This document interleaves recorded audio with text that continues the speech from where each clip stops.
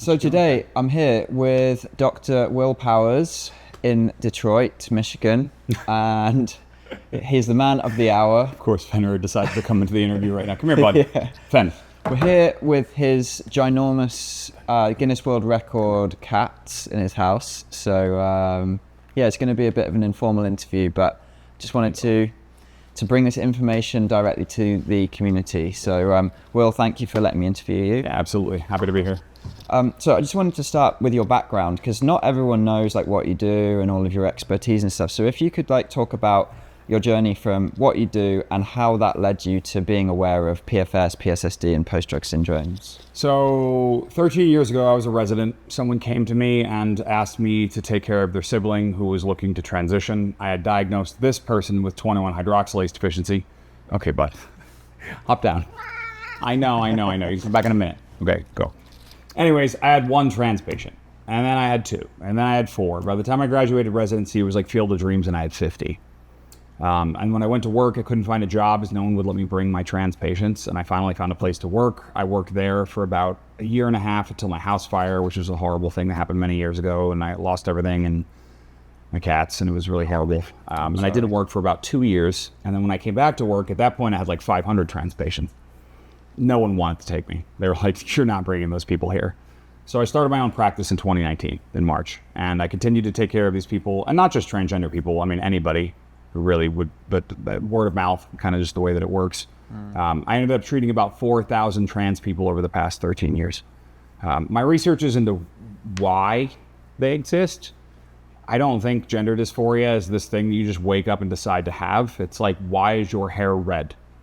Why have you chosen this red hair? What is wrong with you? Why would you choose to be a redhead? No, it just grows out that way because of your genetics. So I've done a lot of research into trying to understand how they work, and I'm pretty far along in that process.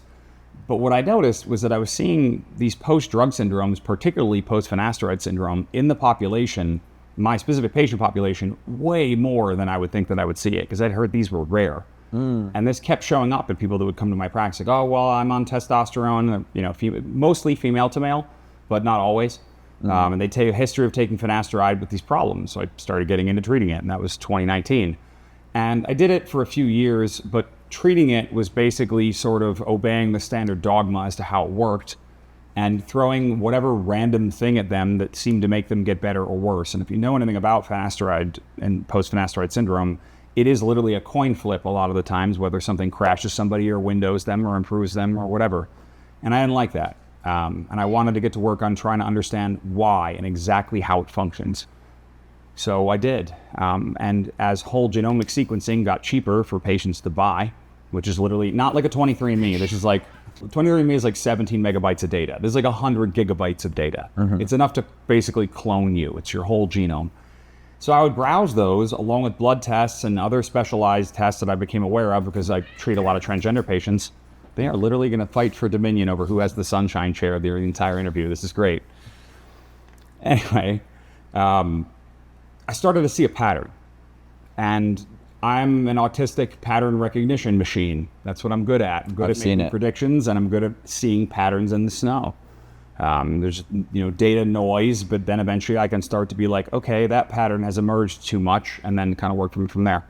And so I got to kind of where I am now, to the point where I've been treating a lot of PFS patients, probably around 100.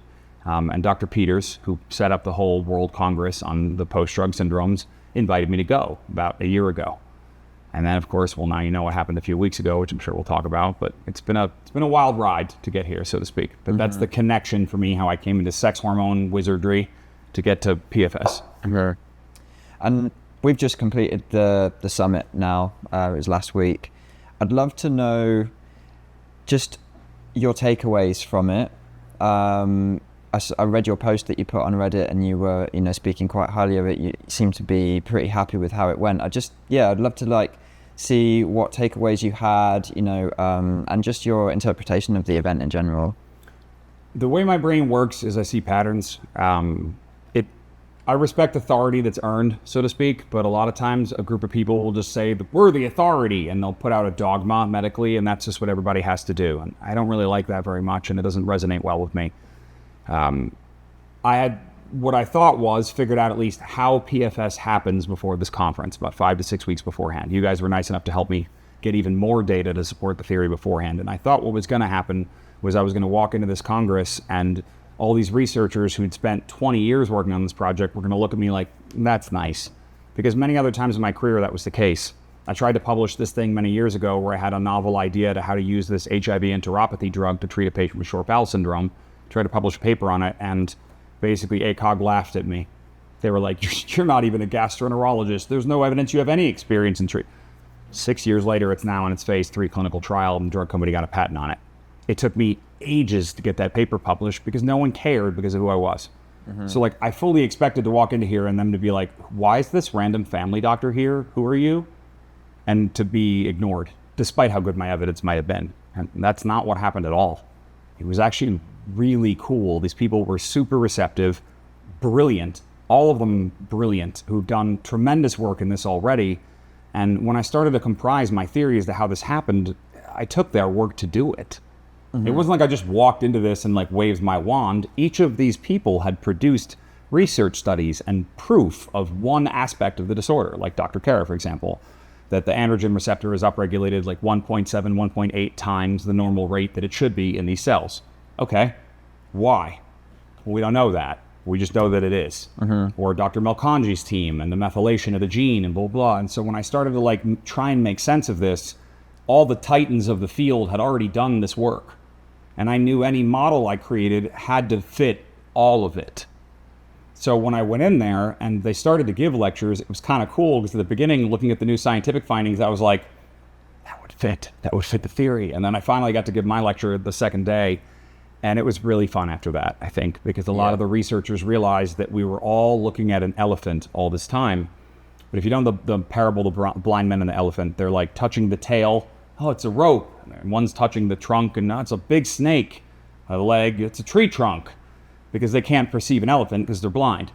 Each of them took their field, their little niche of the thing to the extreme, and they mapped out every bit of the foot of this elephant and then, the nail shape and this, and they had everything down, but they didn't know it was an elephant. And I'm just kind of crazy. You came in and you said it's an elephant. It's an elephant. And everybody was like, it's an elephant. And we had a moment of like, it's an elephant!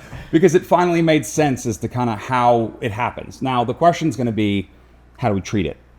But at least now I have a predictive index of what will go very poorly and will make it worse, what's the hardest part to understand. If you want, I'll explain how it works too. But the very things that will give somebody a window delay their recovery and make it worse. And that is difficult to accept. But it is what it is.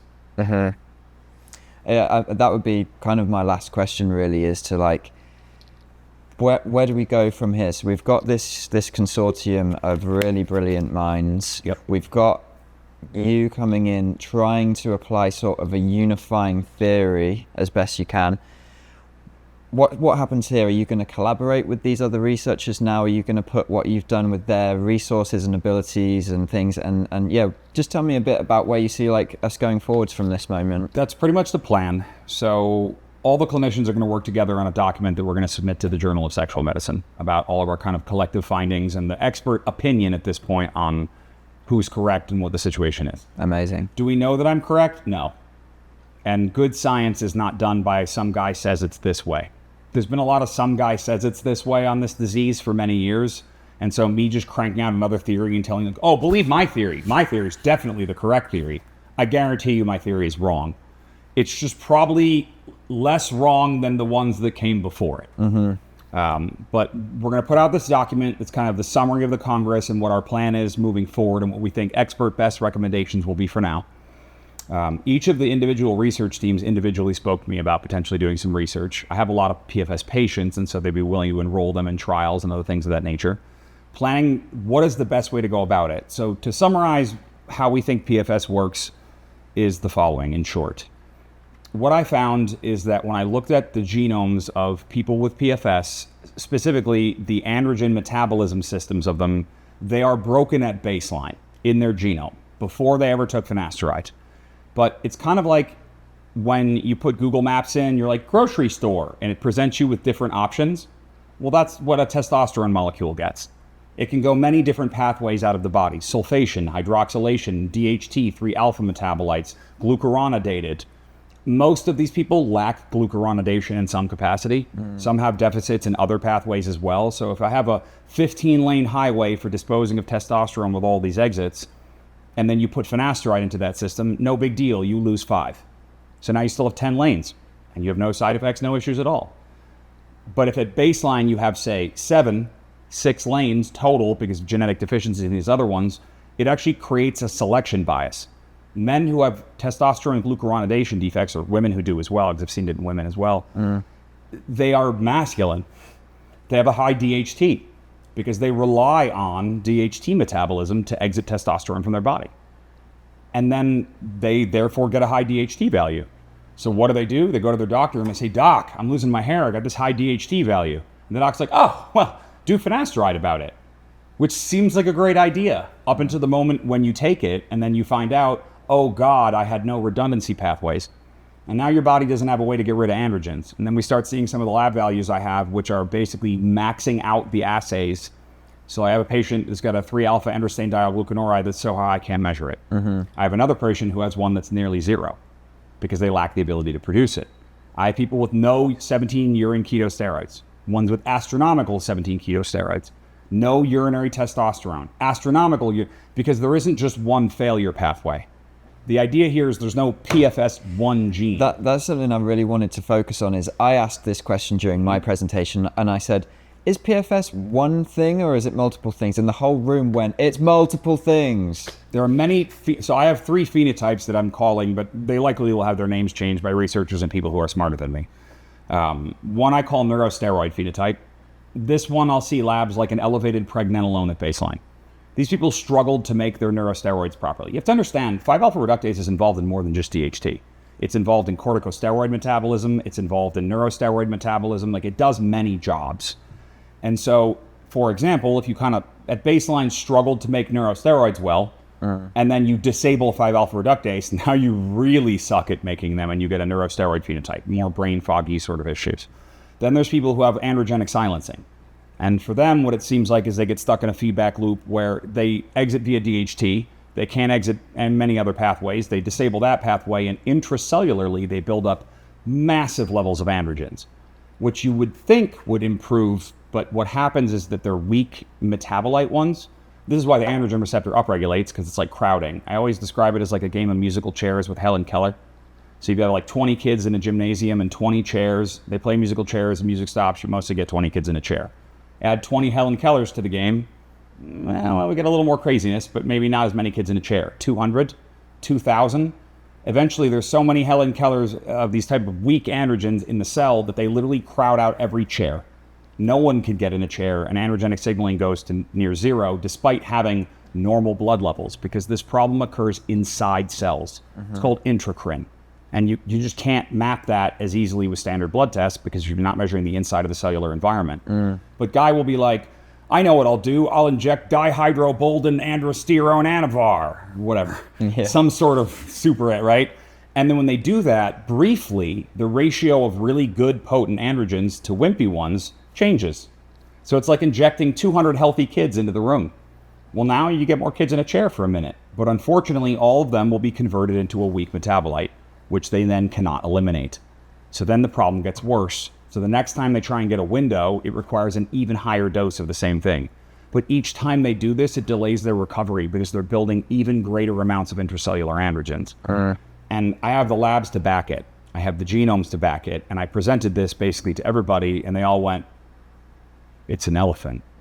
And that was really cool because I've been working on this a long time, and I really have no financial interest in this. I just am really tired. I want to get upset about it, but like I can't watch any more suicide posts on the subreddit every day. It's like every day there's another one. Man. So I made it my project, and I've been working on it, and we got where we got. Now the question's going to be, what's the best way to fix it? I don't know. I have a few very brave soldiers right now that are trying something where we basically chemically castrate them for a month. Only a month, but it will allow their body to stop producing any sex hormone metabolites. Nothing. Just 0. Sorry, I'm like still like, nah. Oh, absolutely. I mean, it's just really hard to watch this keep happening and like not to be able to do it as a doctor to like know that. It sucks. But the goal here is to see, once they've completely cleaned out all the androgens in their system, if I unplug the router basically and plug it back in, do they reboot? The second question is that as I've been reviewing their genomes, I keep finding glitches, big glitches in the epigenetic monitoring system. So I think that some of the people that have the worst side effects of finasteride likely have these mutations. But then they stop the drug and then they're fine. Because they're able to revert their system back. Epigenetics is the way we kind of regulate our genes. And so if you have to, say, massively upregulate androgen receptors, flags have to be put in your DNA to make that happen in a cell.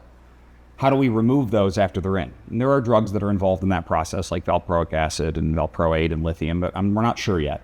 So talking about the possibility of doing some sort of clinical trial to figure out the best way, likely it's going to be kind of poking and prodding initially to see what gives some yield. This worked, this didn't work, this worked on this guy, to try and form a more cohesive idea of what's the best case. And then if we're really getting into it, we might be able to do a clinical trial and see, okay, what's the absolute best way to treat these people? But we'll see. All I can say is that I don't know how to cure PFS. I don't. I think what I figured out, and what it seems the other experts agree is probably the case, is who is vulnerable to it. And so in a day or two, I've been working on this document that's all the labs that can be done before someone takes finasteride to see if it's likely that they have some of these mutations that would put them at risk. So at the very least, we don't have any new cases of PFS. Yeah. I mean, that would be brilliant if we can make that happen. That's what I'm trying to do now. Stop the flow. I'm not done though. So even if I get this one solved, I think PSSD and PAS are basically the same but different.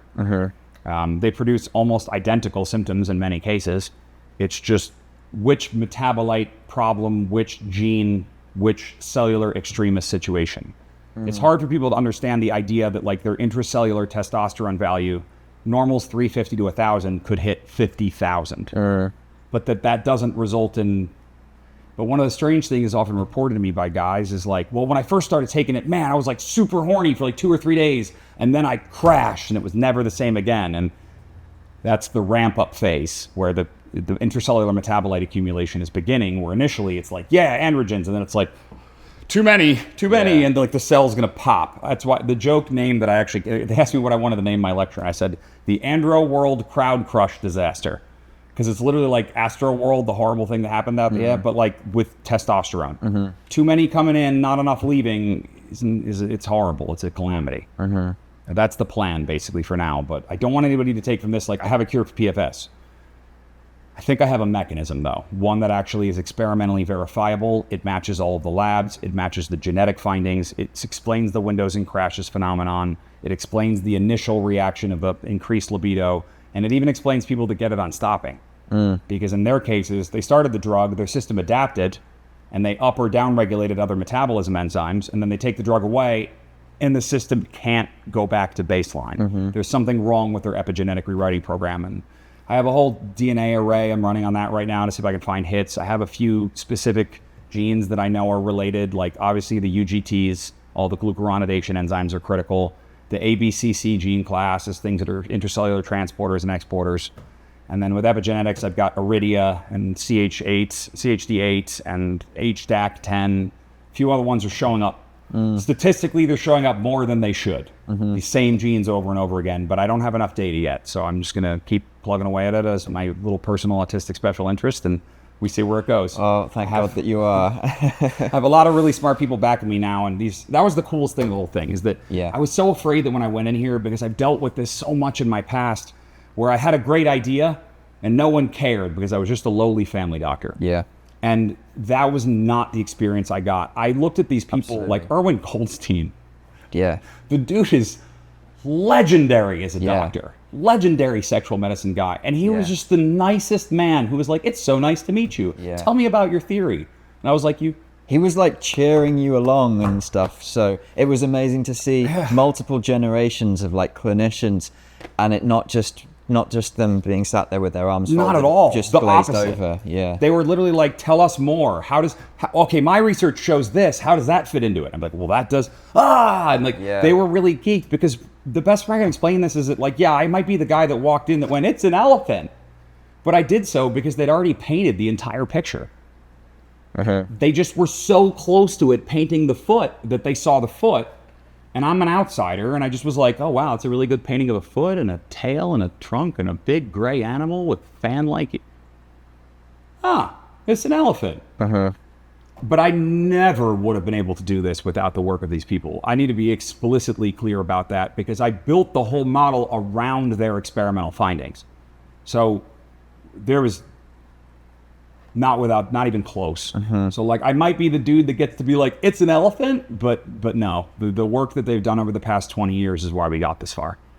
I just want to make sure that's absolutely clear. We would not be this far without them. We just wouldn't. Well, Dr. Powers, I just want to say from all of the community and myself and just everyone that I'm dealing with, I just want to say the biggest thank you in the world. I really appreciate it. Just trying to do the best I can. No more suicides. Yeah, that's what we're working on. Every time something like that happens, it makes me sad and I can't work for a while and I see another post on Reddit that it like crumbles me. Give me time. Look, we have a unified theory, we have research, we have grants, we have like, this is gonna get solved. Like there's actual progress being made for the first time in a long time that could actually result in clinical outcome changes. So please, no more suicide posts, hang in there. We're gonna get to work on this problem. We're gonna make things better. Thank you so much. Absolutely.